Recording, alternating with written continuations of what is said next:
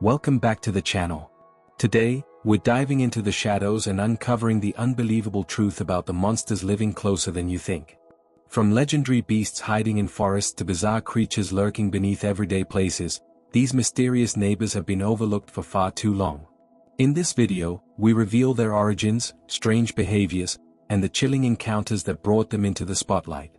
Get ready to question what's real, what's myth, and what might be waiting right outside your door. Let's explore the monster next door, creatures you never knew existed. Prepare yourself for an unforgettable journey tonight. The Moth Hound. The children of Bleakwater Village like to say the marshes could whisper. If you stood long enough among the cattails, if you listened with your whole body, you could hear something shifting in the fog, soft feet, delicate wings, and the faintest glow like a lantern seen through a sheet of milk. They called it the Moth Hound, and though most thought it a tale to frighten the young, the elders never dismissed it so easily. Rowan was not an elder, though she carried herself like one, quiet, steady, and keen-eyed from years of gathering herbs at the marsh's edge. She was 14, but responsibility had aged her more harshly than the seasons. Since her father disappeared in the marsh the year prior, she had walked the cattail borders daily, not to look for him, she told herself, only to collect milkroot and silver moss for her mother's tinctures. But every day she lingered just a moment too long at the reed line, staring into the pale fog where he had last been seen. This morning was no different, except for the light. It flickered, almost shyly, like a candle held behind fluttering fingers. Rowan stilled. The marsh never glowed. It swallowed light, it did not make it. The glow blinked again. Something stepped forward. It was shaped like a hound, tall as Rowan's hip, with long willow-thin legs and a body covered in fur so pale it seemed spun from the fog itself. But it was the wings, wide, shimmering, patterned like the wings of a moth, that caught Rowan's breath. They folded along its sides like a cloak, trembling gently as though stirring the air with moonlight. And its eyes. They glowed a muted gold, soft and unthreatening, like lanterns meant for guiding rather than warning. The Moth Hound. Rowan took a trembling breath, unsure whether to run or kneel. Legend said the creature was gentle, yet uncanny, a guardian of lost things and lost people. Her father had told her those stories long before he disappeared. If you're ever lost in the marsh, he had said once while braiding reeds, follow the Mothhound's light. It always leads somewhere true.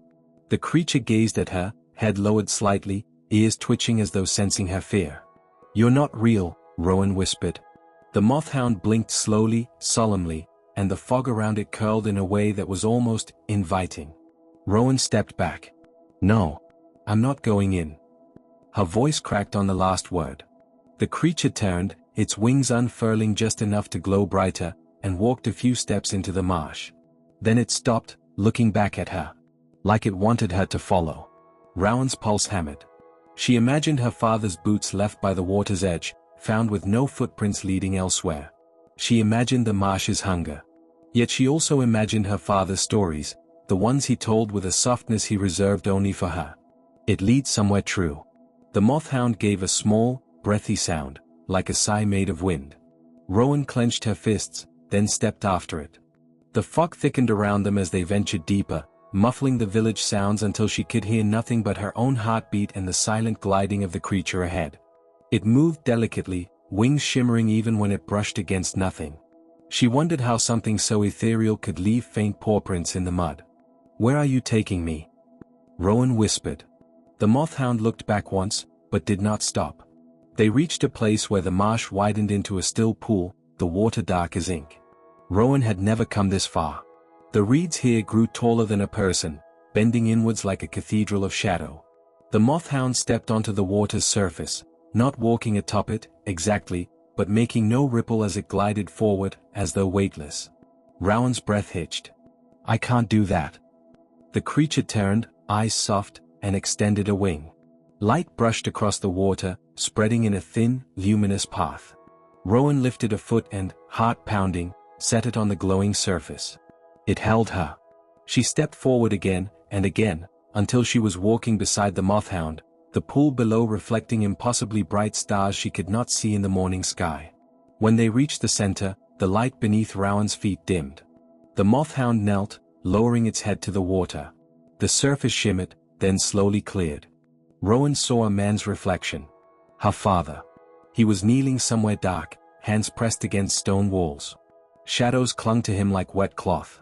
Yet his eyes, steady, warm, familiar, looked not frightened, but hopeful. As though he were waiting. "Father?" Rowan whispered. In the reflection, he lifted his head as if he heard her. Rowan fell to her knees, palms flat on the water. "Where is he?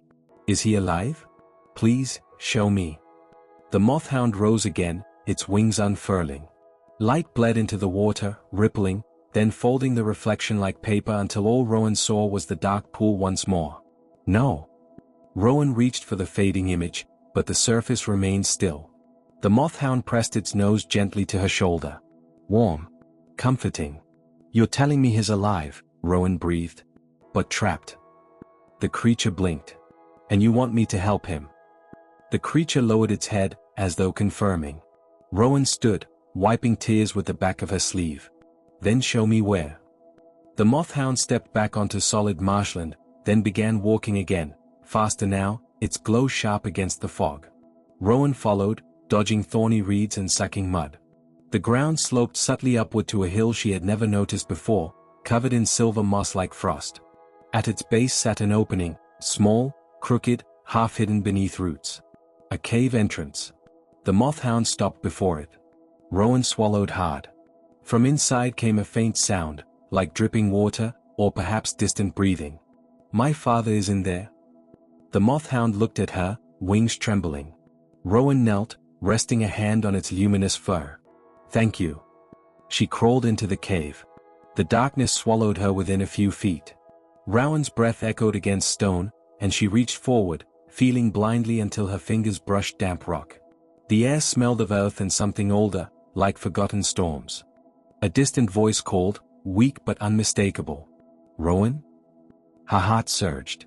"Father." She scrambled toward the voice, scraping her knees on the stone.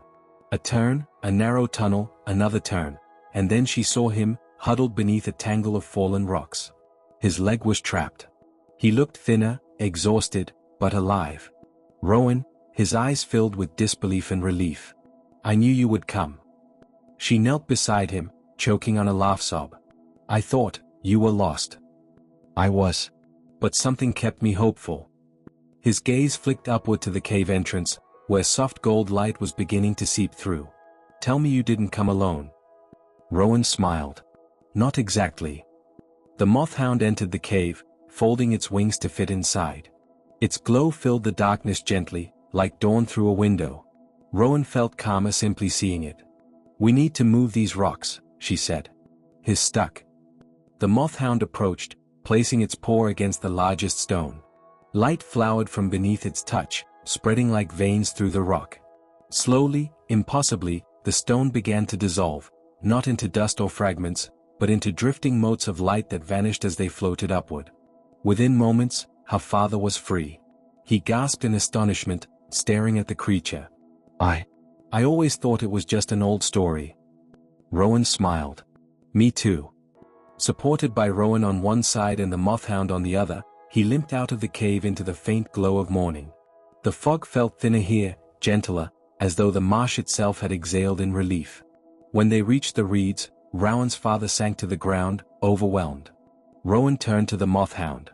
"What will happen now?" she asked softly. The creature tilted its head. Its wings shimmered like a sigh. "You're not coming with us," Rowan said.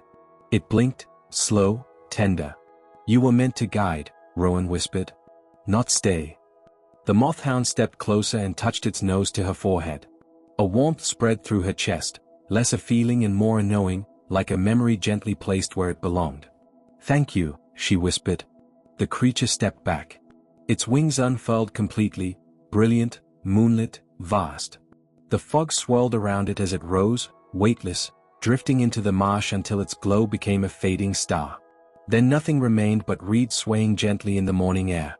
Rowan exhaled. Her father squeezed her hand. "You followed the light," he murmured. "And it led somewhere true," she said. They turned toward home. The Moth-Hound is a gentle dark fantasy story centered on courage, grief, and the search for truth. Its tone blends eerie marsh mysticism with warmth and hope. I designed the creature, the Moth-Hound, as a symbolic guide, part guardian spirit, part mythic creature whose purpose is to lead the lost back to what they most need. Character motivation. Rowan begins the story anchored in unresolved grief.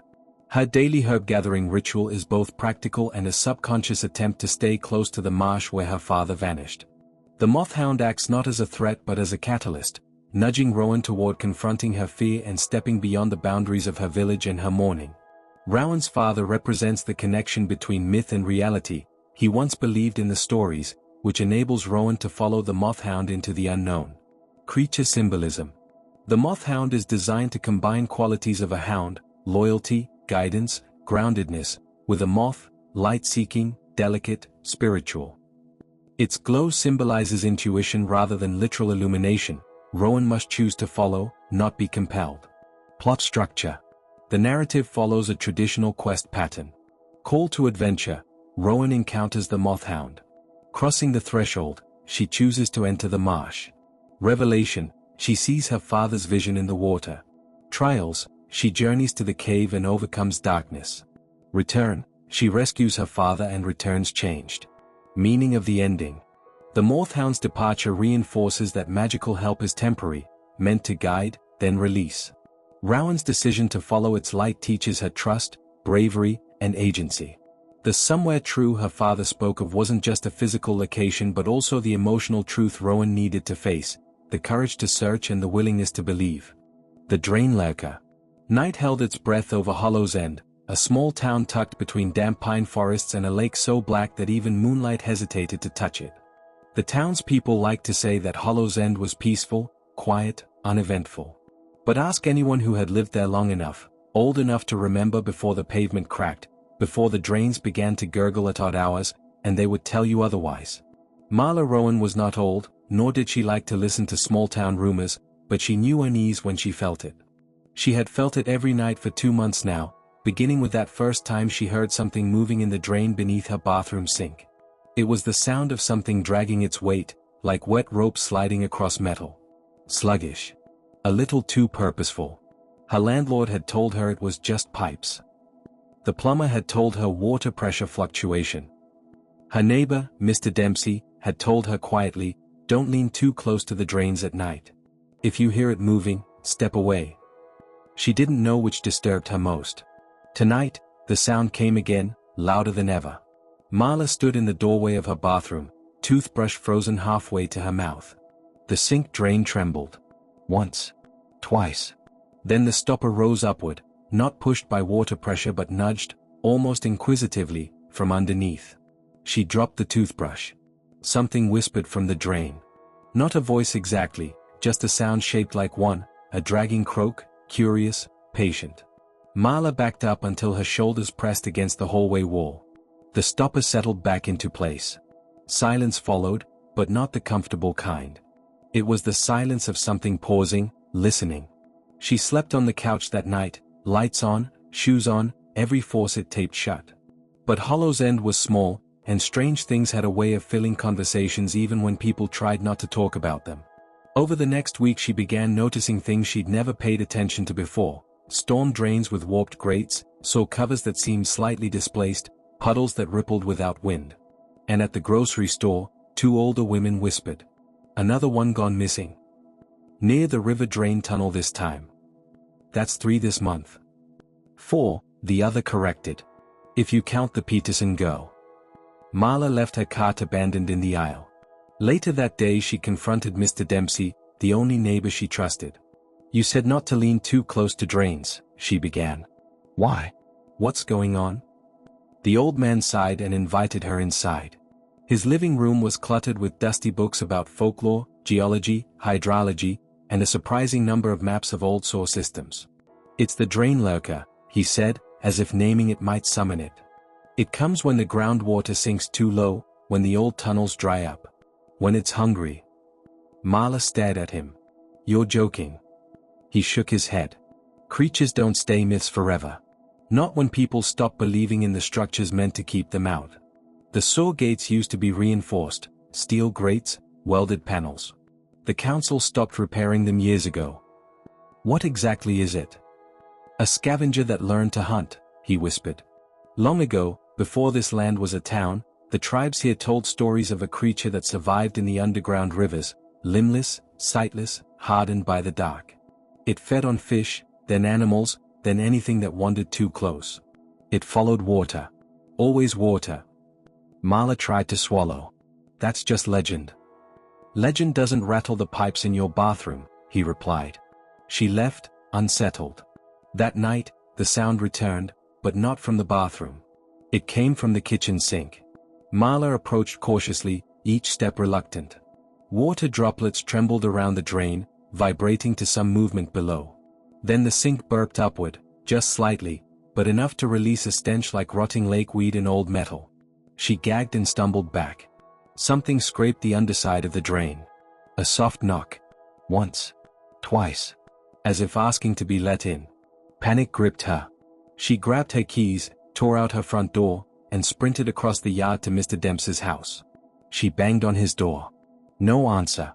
Through a side window she saw the flicker of his TV, but she also saw the basement door behind him, open slightly, with a trail of wet streaks leading down the stairs. Marla's breath turned to ice. She slowly approached the window, calling his name. Something moved in the dark behind him. A shape, tall and bent, its skin slick like something born underwater. It stretched upward, too tall for any human frame, its shoulders narrowing as if it had folded itself to fit inside a pipe and was now unfolding. A head, long, smooth, ridged, hovered behind the old man. It had no eyes, only slits where the skull dipped inward. Its jaw unhinged sideways as if unused to air. Mr. Dempsey didn't see it. He only stared at the TV, expression empty. The creature bent over him, touching its face near his ear as though listening for breath. Then Marla gasped. The creature twitched sharply, hearing her. Its head snapped toward the window, scenting the air. She ran. Branches whipped her arms as she sprinted toward the street, but the creature didn't chase her above ground. Instead she heard drains all around her groan, the metal rattling as something massive moved beneath them, navigating through unseen tunnels. It was following her, but from below. She reached the center of town, where a large storm drain lay near the sidewalk. Steam rose from it. The grate bulged upward. Hands, if they could be called hands, slid through the openings, long fingers slick and boneless. They curled around the metal bars like wet vines. Something was pushing it open. Marla stumbled backward. A car screeched to a halt beside her. "Get in," a voice shouted. Without thinking she dove into the passenger seat. The driver, a middle-aged woman she vaguely recognized from town meetings, floored the engine. The grate behind them clattered violently as the creature slammed against it from below. When they reached the outskirts of Hollow's End, the woman finally spoke. "You're lucky. Most who hear the drain lurker twice don't get a third chance." "What is it?" Marla cried, shaking. "The town's mistake," the woman replied bitterly. "The old aquifer tunnels were its home long before anyone built houses here. When we redirected the water for construction, it lost its food, its territory. It adapted." Marla stared out at the dark forest ahead. "What does it want?" "To feed," she answered. "To reclaim the water routes we stole. And anyone near a drain when it surfaces becomes part of the hunt." Marla swallowed hard. "Is anyone doing anything to stop it?" "They tried. The council sealed some drains. But it's been learning. It moves through the old parts of the soil that no one mapped. It rises wherever water collects, sinks, showers, basements, storm canals. Some think it can smell people through the pipes." Marla trembled. "What do we do?" "We start by staying away from drains," the woman said. "And we warn whoever's left." A loud clang interrupted her. The car bounced, hard, as if something massive struck it from below. The woman gripped the steering wheel. "It followed us into the culvert tunnel," she cried. The asphalt cracked behind them. Then ahead of them. The creature was traveling underground, collapsing the pipes as it came closer. The woman swerved off the road, into the forest. Branches scraped across the windows. The car shook violently as the ground near them rippled. The woman shouted, "There's an old well house ahead, stone foundation. It can't break through that." The front tires slammed into a clearing. The car skidded to a stop beside a decrepit stone building half swallowed by moss. Together, they ran inside. The walls were thick, ancient, reinforced with iron bands. The air smelled of dust and damp stone. Beneath them, the earth vibrated. The woman locked the door. The ground cracked just outside. A drain pipe at the far wall trembled, dust falling from around its edges. The metal ring securing it looked old, rusted, weak. Marla grabbed a hammer from the emergency cabinet on the wall and began smashing the pipe bolts. "What are you doing?" the woman cried. "If it gets in through the pipe," Marla shouted, "we block it." Together they hammered the pipe free, collapsing the opening with stones and debris. The creature struck the outside wall. The whole structure shook. Then, slowly, the vibrations receded. The scraping sounds grew distant. And finally, silence. Hours passed before they dared leave. When they returned to town at dawn, the drains were calm, still, unbroken.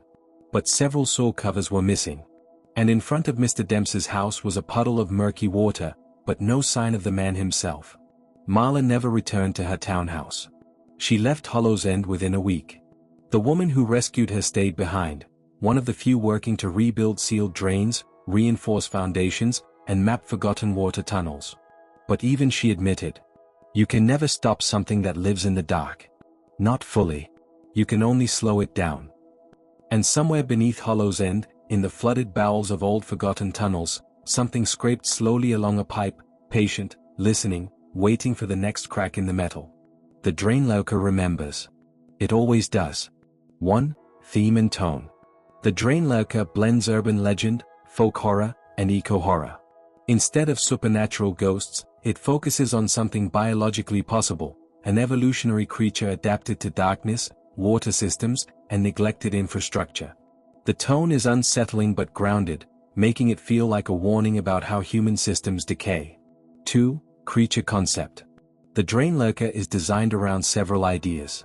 It lives in water systems, moving through drains, pipes, and abandoned aquifer tunnels. It is blind, relying on sound and water vibration. It is long, flexible, and partially boneless, which allows it to travel through pipes. It is not evil, just hungry and displaced due to human changes to its environment. This makes it more tragic than purely monstrous. 3. Marla as protagonist. Marla starts skeptical, then slowly confronts the truth. Her arc mirrors the typical horror progression. Ignorance, thinking it's just pipes. Suspicion, Dempsey's warnings. Confrontation, seeing the creature. Escape or survival. Her actions aren't heroic but realistic. Panic, fear, running, adapting. 4. Symbolism. The story uses the drain lurker to symbolize neglected infrastructure, old pipes, unmaintained sewers. Forgotten history. Unintended consequences of development. It suggests that towns, like people, have secrets beneath their surfaces, and ignoring them only makes things worse. 5. Ending choice. The story ends with the protagonist escaping, the creature surviving. This preserves the horror tone. You can't kill something that belongs to the environment deeper than you do. The window bounder. The first time Ilara saw the window bounder, she thought it was a trick of the dusk, a curl of fog catching the last ember of sun. Her family's manor sat on the cliff edge of Lawn Hollow, a place where wind cried through shutters like restless ghosts and the surf below whispered secrets no one wished to decipher. She had grown used to shadows, to flickers, to the strange ways evening light played in the glass. But the window bounder was not a shadow. It was a presence. It came at twilight. It came to the windows. And it always looked in. Ilara had just turned 16 that week, a quiet milestone marked by a simple cake and her father's promise to return home more often from his merchant voyages. She held on to that promise as tightly as she held her shawl while walking the manor's corridors. When the sea wind howled, sharp, cold, and oddly mournful, she imagined him traveling through distant ports, safe beneath foreign stars. That evening, as she passed the east hall window, she felt a chill that wasn't the typical Lawn Hollow breeze. It was precise, focused, settling at the back of her neck like the lingering hand of someone unseen. She turned. In the window stood a figure. Or part of one. A pale face pressed to the glass, eyes too wide to be human, their irises ringed with faint silver luminescence. Its skin, where visible, had hairline cracks like old porcelain. There was no breath on the glass. No fog. No sign of life. Just watching. Just waiting. Ilara stumbled back, her throat seizing around her scream until it emerged as a strangled gasp. When she blinked, the figure didn't vanish, it simply moved. One moment it was in the east hall window, the next it hovered at the corner of the parlor window as though distance meant nothing. She ran. Her slippers pounded the wooden floor as she raced to the guest quarters where Aunt Marlowe stayed during summers and storms. Aunt Marlowe was a woman of edges, sharp wit, sharper stare. When Elara burst into her room babbling about a face at the window, her aunt set her teacup aside with the calmness of someone who had not only expected the story but had dreaded the day it would be spoken aloud. "So," she said, "it's returned." The word struck Elara harder than the sight of the creature itself. You know it?" Aunt Marlowe nodded. "Your mother saw it first. Years ago, before you were born. And before her, your grandmother. It watches the women of our family, only the women. And never before their 16th birthday. I had hoped, foolishly, that the line would break with you." Elara's fear simmered into a trembling anger. "Why does it watch?" Aunt Marlowe's gaze drifted to the window, where the sky now glowed deep violet. "Because it is bound. And because we are the reason." The tale that followed came in fragments, each piece heavier than the last. Generations ago, before Lawn Hollow grew into a respectable port, the land belonged to a hermit sorcerer named Calm. He lived in a tower overlooking the same cliffs where the manor now stood. Calm was peculiar but not malicious, powerful, certainly, but solitary. He vowed to protect the region from storms and creatures that rose from the deep. One day, a young woman from Elara's bloodline sought Calm's help for her dying child. When he refused, bound by the limits of his magic, she lashed out in grief and anger. She shattered his heartstone, a crystalline anchor that tethered his spirit to the world he guarded. The rupture did not kill him, instead, it unmoored him. His essence splintered, part spirit, part echo, neither dead nor living. And so, Aunt Marlowe said, he became the window bounder. A being caught between realms. His spirit seeks a vessel to anchor itself again. Elara swallowed. "And he wants you," her aunt finished. "Or whichever woman stands as the next in the line. He can only cross the threshold if invited or if fear weakens the barrier."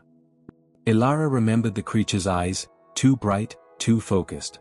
The way it moved to the next window without sound.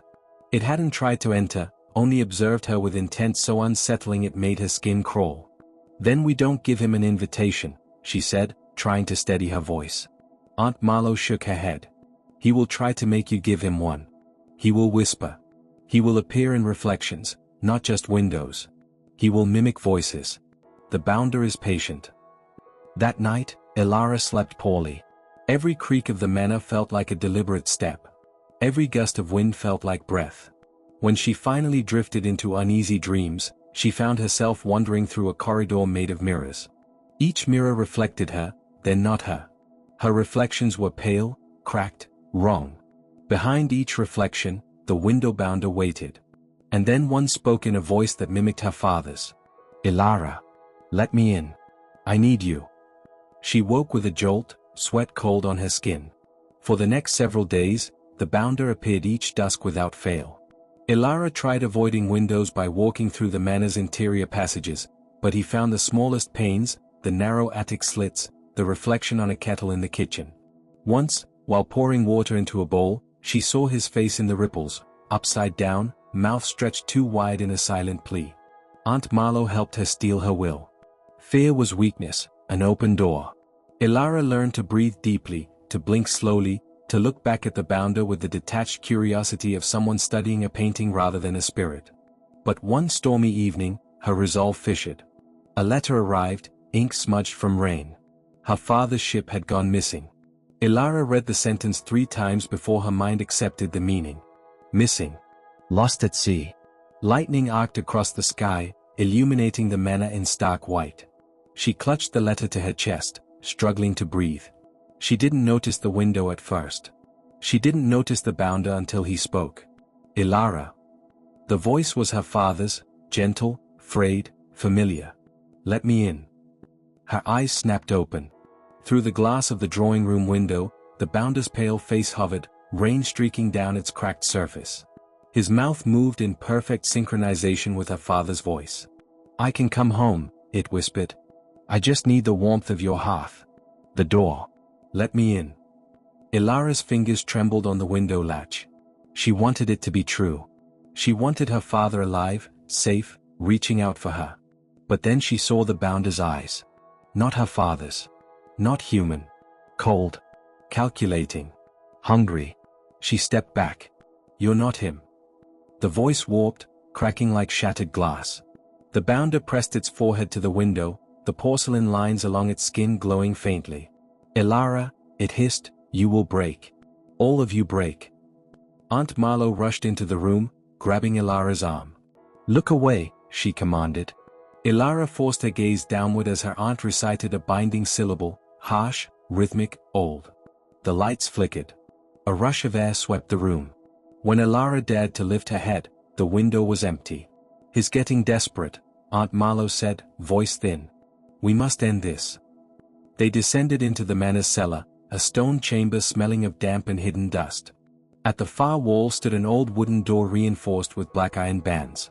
Ilara had always assumed it led to unused storage. But her aunt unlocked it with a key she wore on a chain beneath her blouse. Beyond lay a spiral stair carved into the cliff rock. They descended with lanterns flickering against the stone walls until they reached a cavern that opened to the roar of the sea. And in the center of that cavern stood the remains of Calm's tower, crumbled stone, collapsed ceiling, shattered glass littered like frozen tears. We finish what our ancestor broke, Aunt Marlowe said. We repair the Heartstone. At the center of the debris lay a pedestal holding shards of the once crystal Heartstone. They pulsed faintly, like fireflies trapped in amber. Ilara, her aunt said gently, the stone responds to the women of our line. Only you can restore it. Ilara knelt, gathering the shards with trembling hands. They hummed with strange warmth, sending tingles up her fingers. As she fit the first two pieces together, they fused seamlessly with a soft glow. A distant thud echoed behind her. Then a second. A third. Ilara, Aunt Marlowe whispered, eyes widening. He's here. The bounder emerged from the shadows of the cavern wall, not through a window this time but as a ripple in the air, like heat distortion, but colder. Much colder. Its form was more defined here, closer to whole, as though the cavern resonated with the remnants of the magic that created him. You took my anchor, the bounder said, voice lead with anguish and fury. Give it back.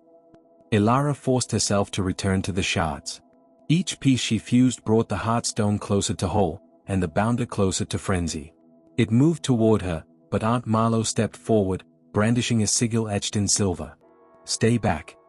The bounder recoiled but did not retreat entirely. It circled, pacing like a predator. The Heartstone pulsed brighter as Ilara added more fragments. She murmured apologies, for her ancestor, for her fear, for the centuries of suffering the bounder had endured.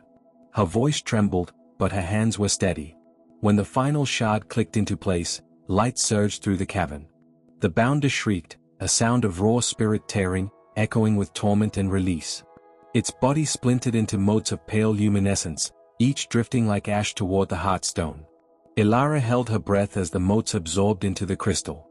The cracks faded. The glow softened. And then the Heartstone was still.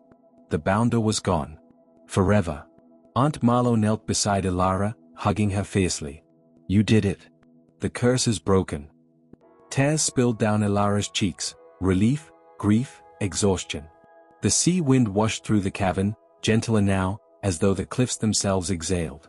When they returned to the manor, dawn was breaking. Light warmed the windows, no longer haunted.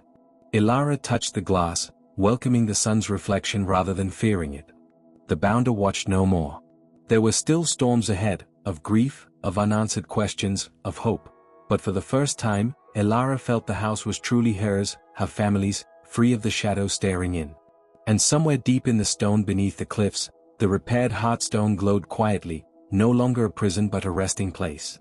A final sanctuary. Theme.